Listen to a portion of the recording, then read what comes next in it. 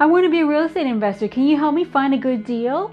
Is a question I get from real estate wannabes. The question should be, how do you know what a good deal is? Hi, this is Carmen Coto Rivera, realtor at Villa Home in South Jersey.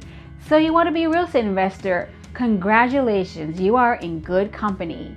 Did you know that 11.3% of residential properties in the U.S. in 2018 were bought by investors?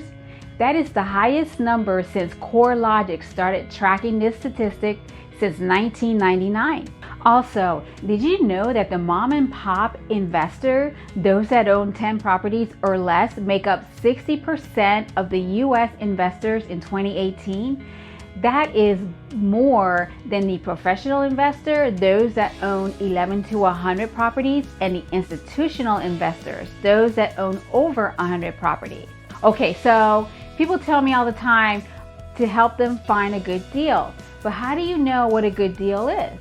You see, you're not going to find the answer in HGTV or in any of those other flip shows that you find in other networks. You first got to find out what kind of investor you are. There's basically 5 types of investors. Number 1 is the first-time investor. Less risky, low return, usually buy a single-family detached home or a condo or a townhome, and these properties are bought as rentals. That means buy in whole is what we call it, and they become a landlord. Number 2 is a move-up investor, usually a first-timer or an accidental investor, people that don't want or could not sell their home, and they end up becoming landlords. An example would be, let's say you own a condo, you move out of it, you rent it out because you moved into a single-family home that you purchased. So you become a landlord. This is less risky, low return, but now you're building equity in 2 properties. So type number 3 is a portfolio investor. They're usually medium risk. They buy up 1 property every 1 to 3 years. Usually it's a single family detached home or a 2 to 4 unit residential building. They like to buy multifamily, different types of multifamilies to increase their returns. And type number 4 is a performance investor.